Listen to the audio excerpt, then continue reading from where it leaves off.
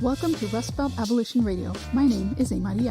As reports of the 2018 prison strike actions and state retaliation continue to come in, we speak with Amani Sawari, organizer and media contact with Jailhouse Lawyers Speak, about ways to support prison rebels.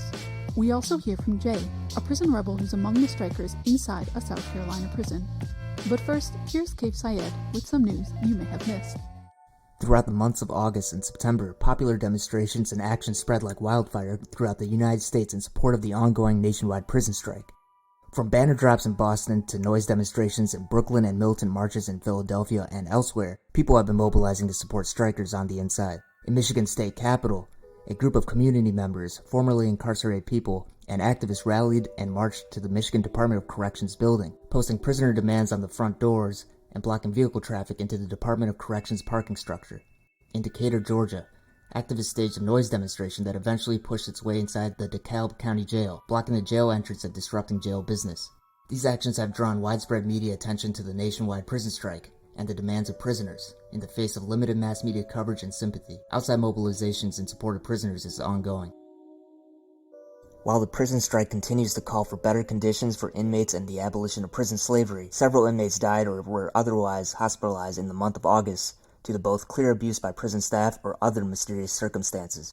On August 31st, a 27-year-old woman inmate with chemical dependency issues in Mineral County Jail in Nevada died while detoxing after being denied medical care by prison staff. In 3 separate states, fentanyl exposure has sickened inmates and prison staff and has killed several inmates. In the last week of August, in the state of Arkansas, at least 5 inmates died from overdose due to mysterious fentanyl exposure. Subsequently, multiple inmates and staff have fallen ill due to similarly mysterious drug exposure in Pennsylvania and Ohio prisons. Passport denials and revocations appear to be surging, according to several reports throughout the month of August. Carrying on the U.S. government's continued effort to strip migrants from their families and communities, the State Department has launched a campaign targeting U.S.-born Latinx citizens, citing fraudulent birth certificates as the justification. In several incidents, passport applicants have been jailed and forced into deportation proceedings. In other cases, passports have been revoked at the border when Latinx citizens have tried to re-enter the U.S. from Mexico. This upsurge in denials and revocations are the latest attempts by the white supremacist Trump administration to ethnically cleanse migrant communities from the U.S., whether they have documents or not. This is Alejo, and you're listening to Rustbelt Abolition Radio, an abolitionist media and movement-building project based in Detroit, Michigan. We are here with Amani Sawari, a media contact and organizer with Jailhouse Lawyers Speak. Hello, Amani, and welcome to our show. Thank you for having me. So, before we start with the latest updates on the 2018 prison strike, we wanted to ask you to basically just tell us a little bit about yourself. A lot of your family lives in Michigan, right? But Yes. You graduated from the University of Washington right in the first year of the prison strike, right? In 2016, I believe. Yes. So, I'm originally from Detroit, Michigan. I was born in Pontiac, and I moved to Washington after, maybe 5 years after my dad moved here. After he was laid off from Ford, he started working at Boeing. And then my senior year of high school, he called and asked if I wanted to go to UW, and if I did, he'd pay for my school. So I said, sure. And I flew out to Washington and got my bachelor's degree in media communication studies and law and economics. And so after I graduated was when the 2016 prison strike was happening. And so that following year is when I was recruited by Jailhouse Lawyers to write their newsletter for the upcoming Millions for Prisoners March. So I wrote a monthly newsletter that went out to hundreds of prisoners on updates of the march and solidarity actions that were happening around the country from that October 2016 all the way through that following until the march August 19th. And I guess they really liked me, so they asked me to be their spokeswoman for the National Prison Strike this year, which includes writing their newsletter as well as posting updates on my website and doing media requests and just working on their behalf, organizing on the outside, and then also having events here in Washington State where I'm at. We've had rallies and marches and protests and noise demos over here. So it's definitely been a great path for Michigan over here, but I definitely miss home for sure. Can you take us back a little bit? Can you tell us a little bit about how you lived through the prison strike in 2016, tell us a little bit more about the 2017 Millions of Prisoners March. I believe you spoke, right, at the march. Yeah, Tell us I did. how you lived those moments.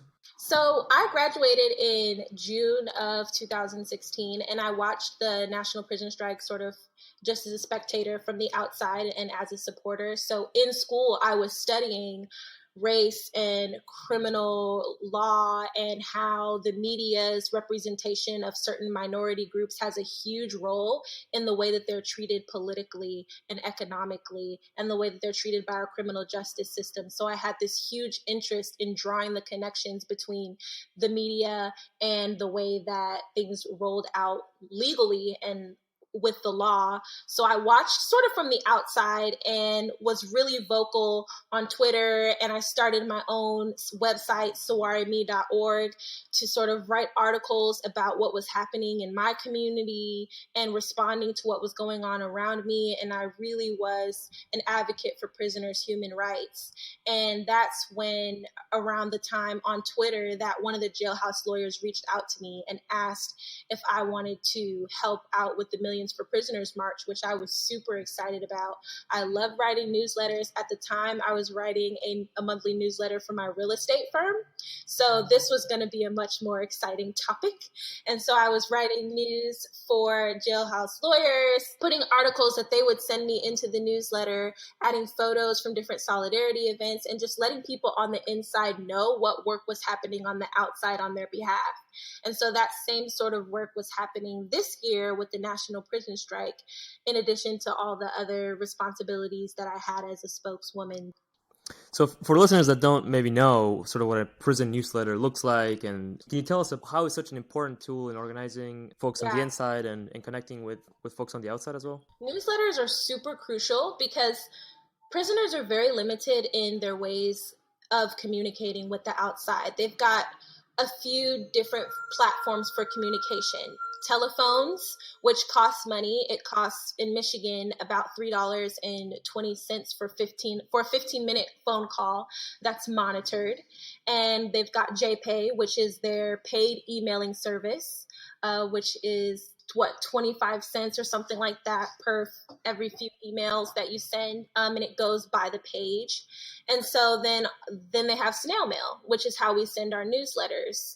And the newsletter is really important because it's a way that they can get updates on what's going on around them and on the outside and in support of them. So I would make a newsletter, and like, for example, this newsletter, The Solid Black Fist, that comes out, it's been coming out every other week the month before, and it'll be going throughout the strike, and the month after the strike we'll be putting it out every other week.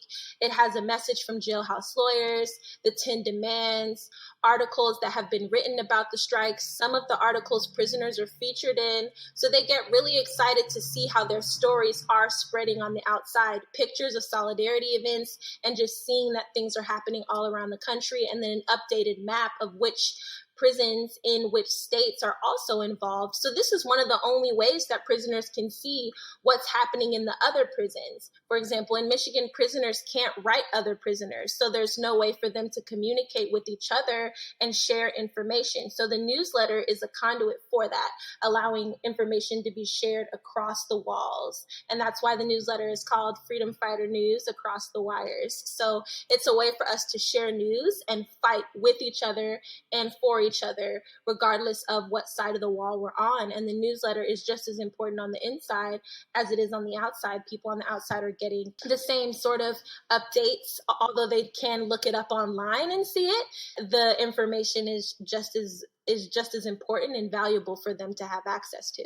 Yeah, and that's a super crucial platform for people to communicate, particularly to spread the word of the strike as well, right? I mean, a lot of the Millions for Prisoners March actions, but as well as the 2018 prison strike in a way was facilitated through these kinds of publications. So you also have some connections, at least in writing, right, with some Michigan prisoners like Latino Hamilton and Chantel Miles, who you've sort of at least mentioned in the speech, right, you gave last year at the Millions for Prisoners March. So I wanted to use this platform to amplify the voices of two friends of mine, Chantel Miles and Latino Hamilton, incarcerated in the Michigan Department of Corrections.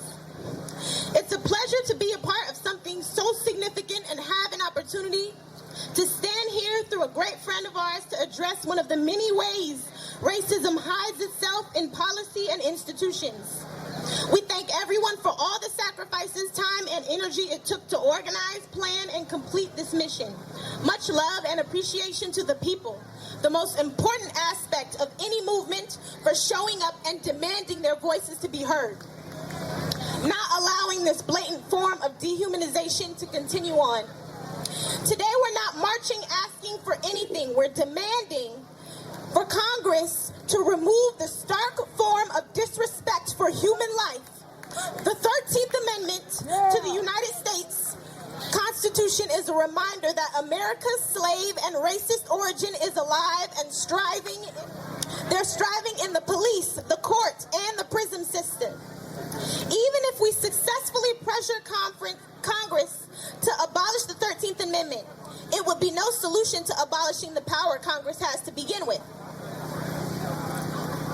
Such a demand may be great to raise awareness about interlinked systems and marginalization in policing and imprisonment, but it's not a realistic effort to smash caging people for part of or all of their lives.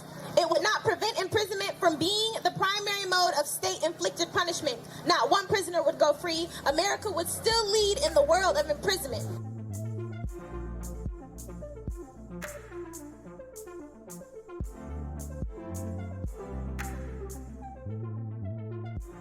So we're recording here in the final days of planned activity in the 2018 prison strike. Can you update listeners on what's gone down in the past few weeks since the strike started on August 21st? Yeah. So prior to the strike starting, we had 17 states sign on to participate in the strike. Of those 17 states, in the first week, we heard reports back from at least 10 states.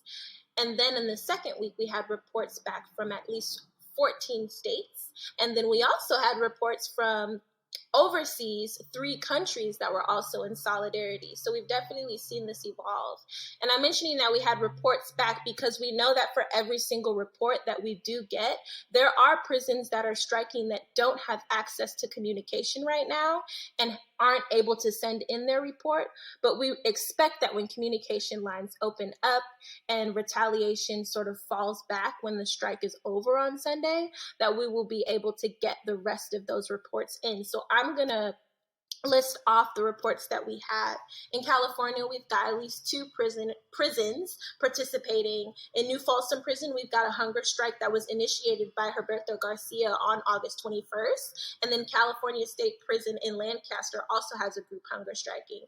In Florida, we've got 5 institutions that are participating in Charlotte Correctional Institution, Dade, Holmes, Alpatchy, and Franklin Correctional Institution. In Georgia State Prison in Reedsville, and Georgia Diagnostic and Classification State Prison in Jackson, we have strikes and boycotts that have been reported. And it's really important for us to mention boycotts because although there aren't actions that we can directly see, they are choices that prisoners are make to restrict their ability to talk on the phone, to purchase hygiene products, foods, cosmetic products, and other things that they would need from commissary. They've chosen for over 2 weeks to limit their use of these items just to prove the point.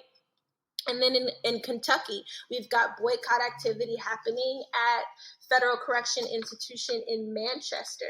In Indiana, at Wabash Valley Correctional Institution, we have all the prisoners in their segregation unit have initiated the hunger strike, and they started on August 27th. So another important factor is that as prisoners are finding out about the national prison strike, they've joined in during different dates, which is really fun to see when they started, when they found out about the news, whether it's through a newsletter or word of mouth. Some prisoners even have heard it on the radio. So it's really special to see how the different platforms have hit the different institutions. And then in Maryland at Jessup Correctional Institution, Michigan at Alger Correctional Facility is where prisoners are boycotting Global Tel-Link, the phone company that facilitates telecommunications there. In New Mexico, we've got prisoners in Lee County Correctional Institution. And they have also been suffering from retaliation in the form of daily strip searches since the morning of August 20th. In North Carolina, we've got prisoners at Hyde Correctional Institution. and Polk Correctional Institution, Ohio at Toledo Correctional Institution. There are 6 institutions in South Carolina that are participating at Broad River Correctional Institution, Lee Correctional, McCormick Correctional, Kershaw, and Liber Correctional Institution, as well as the Federal Correctional Institution in Edgefield. And then in Texas, we've also got hunger strikes happening at the Telford unit as well as the Texas Gulf Prison. In Virginia at Sussex, we have a group that is on hunger strike. In Washington at the Northwest Detention Center, where I was able to go and do some noise demos there, we've got over 200 immigrant detainees there that are hunger striking. And then overseas in Nova Scotia, Canada, we've seen hunger strike activity happen there. And prisoners have also released their own demands in solidarity with the national prison strike. And then we've also had solidarity statements read by prisoners in Palestine and in Greece. So we've been able to see activity on a nationwide and even on an international scale with the prison strike so far. Thank you so much for that rundown. So I was wondering if you could tell me what your sense is of smaller boycotts that aren't getting reported. We know that this year the strike is broadly conceived as boycotts, work stoppages, and hunger strikes, like you mentioned. Can you talk about the smaller actions and the way that work stoppage may not be as important as it was in 2016? Yeah, so work stoppages were really a focus in 2016 as prison slavery was a huge focus. And prison slavery has carried over into being a huge focus this year as well. But prisoners want people to recognize the other 9 demands that they have, which is why they have listed out other actions. Not all prisoners work in the prison, and not all prisoners have the privilege to have jobs and earn a wage while they're incarcerated. So for those that aren't working, they can participate by being in a sit-in.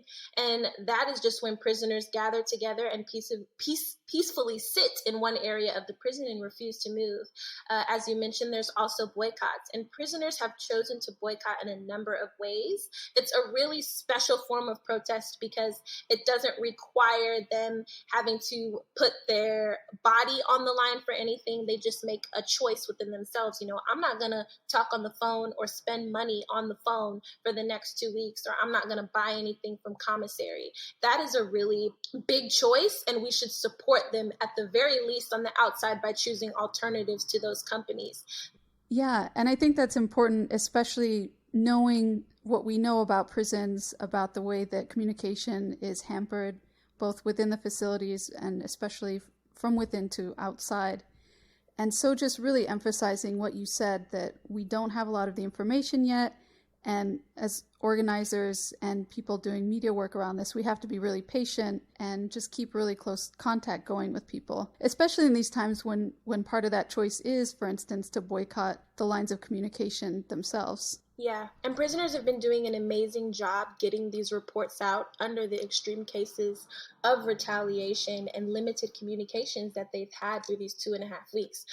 But we've seen the statewide lockdowns, the daily strip searches, the moves into solitary, and even in those instances, prisoners have been able to get reports out in at least 13 of the 17 states. Now, we know that there are many more states that are involved and many more prisons that are involved, so it is very important that as the strike winds down and comes to an end in the next couple of days, that we keep an eye on this. Prisoners are still going to be suffering from retaliation after the 9th, especially those who were connected to be leading in the strike. They're still going to be in solitary. They're still going to have their communications heavily censored. So it's up to us to still support them by following this and amplifying their demands. And has JLS or any of the other groups started making concrete recommendations for other ways that people on the outside can support as this inevitable wave of retaliation comes? Yes, they have.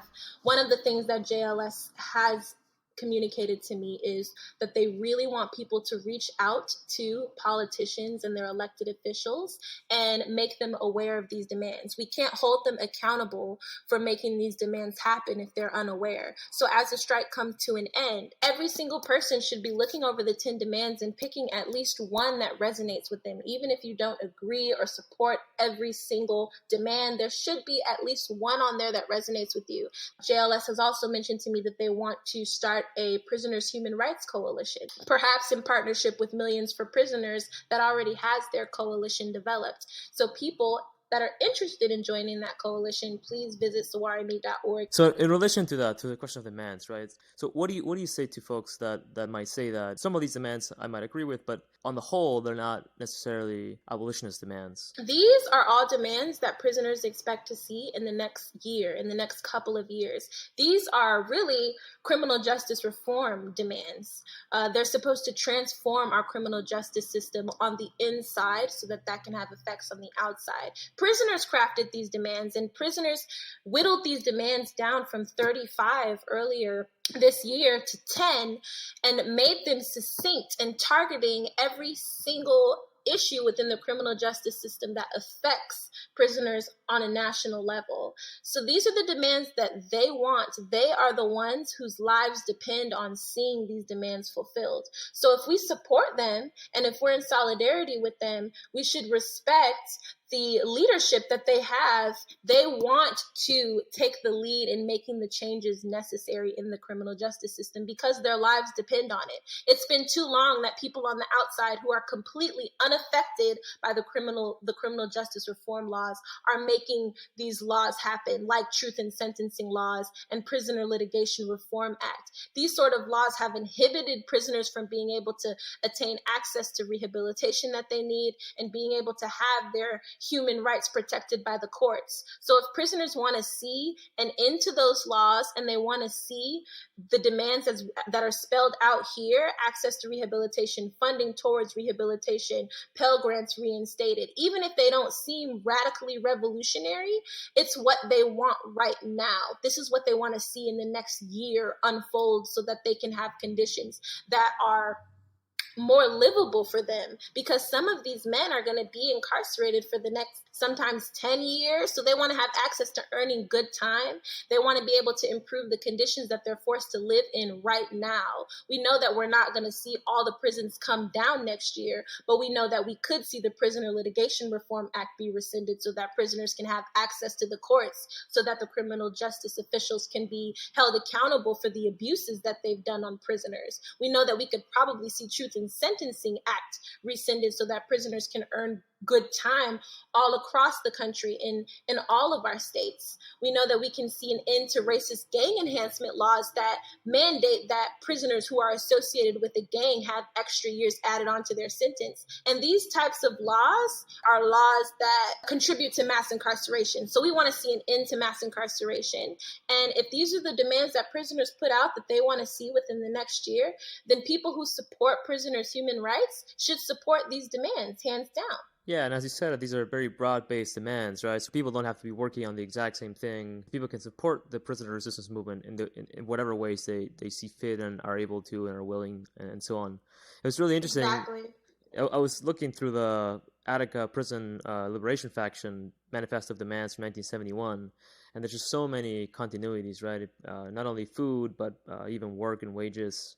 So in a way, we are continuously inhabiting, right, what Attica was not able to actually solve for us, right? So in a sense, the specters of Attica continue to inhabit us, but the struggle will also continue, right? So where do we go from here? What's next? What's next is educating the people around us, and especially our legislatures, on the demands and on what's been going on with the strike, and joining the Human Rights Coalition so that we can push forward every single demand. Well, thank you so much for joining us today. Thank you for having me.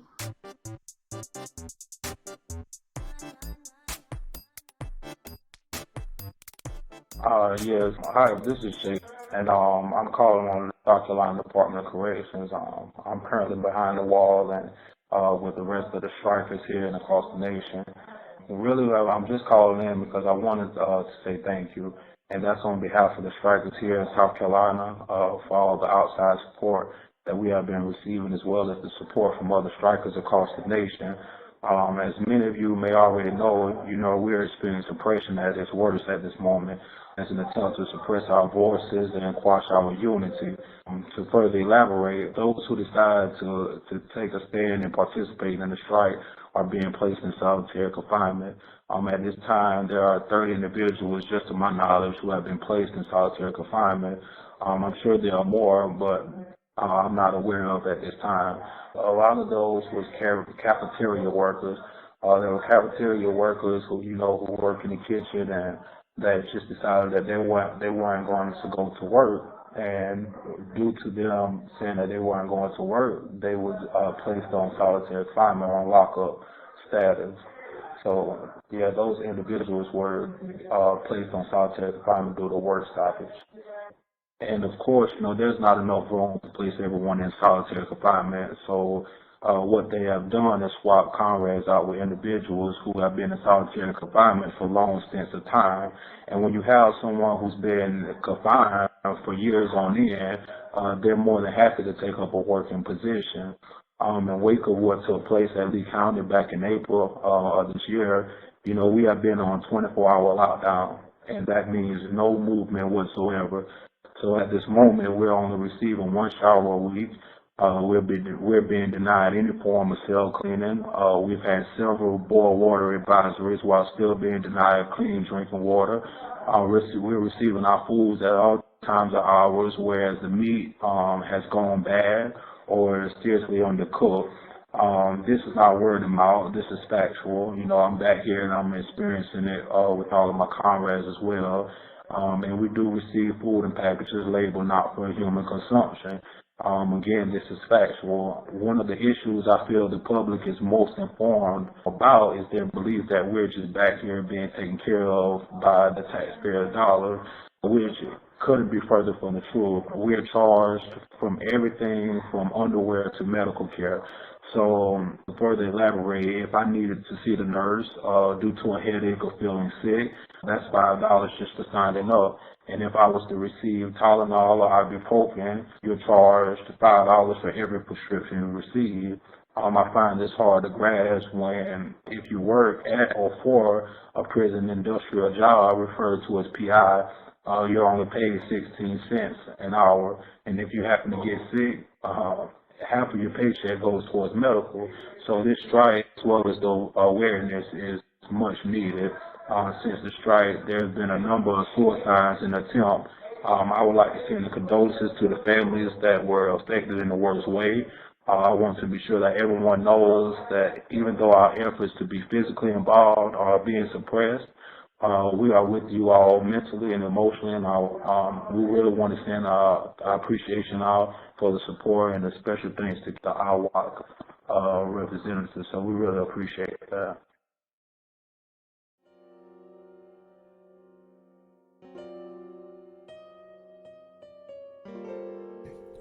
Thanks for tuning in.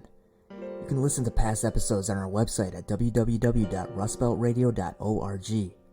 This show is co-produced by the Rustbelt Abolition Radio crew, A. Maria, Cape Syed, and Alejo Stark. Special thanks to Burst from The Final Straw. Original music by Bad Infinity.